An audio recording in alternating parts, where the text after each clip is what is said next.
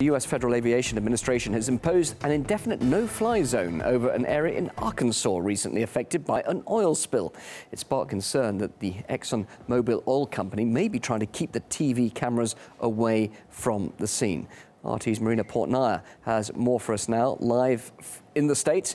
Marina, why would a no-fly zone be imposed over an oil spill? It's not exactly a war zone, is it? It's not a war zone whatsoever, but the Federal Aviation Administration, they say that the indefinite no-fly zone, which they're calling a temporary flight restrictions, was put in place as a hazard warning. Officials say this is so emergency support are able to respond to the disaster immediately. Now, the FAA's online posting noted that only relief aircraft operated under the direction of Mr. Tom Suroff are permitted in the area. Now, according to his LinkedIn profile, Mr. Suroff lists himself as an aviation advisor for ExxonMobil. He is not an emergency expert or a safety official. This, of course, has caused many critics to speculate that the real reason behind this indefinite no-fly zone is to minimize news coverage that can further damage the reputation of ExxonMobil. Now, on April 1st, the first day that this indefinite no-fly zone was put in place, an aerial video surfaced online revealing the extent of the horrific damage of this oil spill. According to ExxonMobil's press release, the spill has totaled upwards of 10,000 barrels of crude oil as of Monday. The company has deployed 15 vacuum trucks, 33 storage tanks, and 120 workers, at least, to the cleanup site. We also know that at least 22 homes have been evacuated so far, leaving dozens of residents seeking shelter elsewhere. And ExxonMobil, they're saying they're already paying out compensation. So who's getting this money?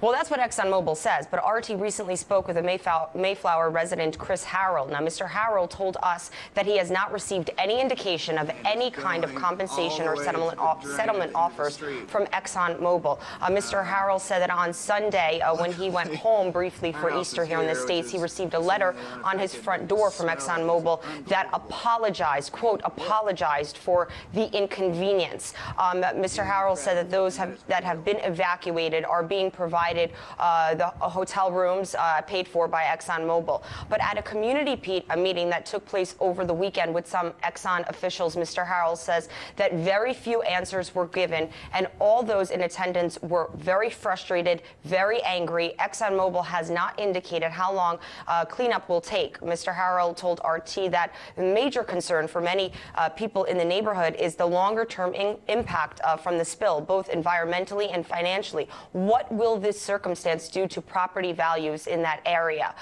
Most residents, according to Mr. Harrell, who we spoke with, didn't even know that ExxonMobil's pipeline ran through that streets. And the pipeline we're specifically referring to can carry more than 90,000 barrels of Canadian heavy crude oil per day from Illinois to Texas.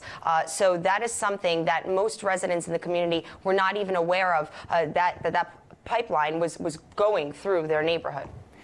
Just finally, there have been bigger oil spills than this in the past. What's the usual reaction from officials and the companies involved? Well, look, the bigger the oil spill, the bigger the news coverage. And of course, this oil spill taking place in Arkansas is not as big as the one that took place in the Gulf of Mexico a few years back. But the concern for many people, especially residents that are directly affected by this oil spill, is that it's not going to receive the coverage that it needs to receive to find those responsible for this oil spill accountable.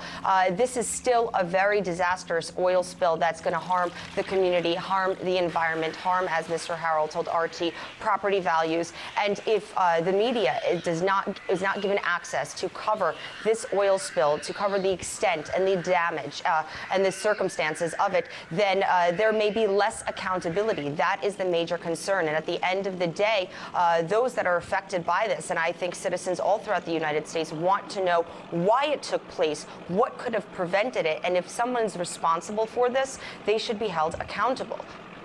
Live in New York, RT's Marina Portnaya, thank you very much indeed for that update.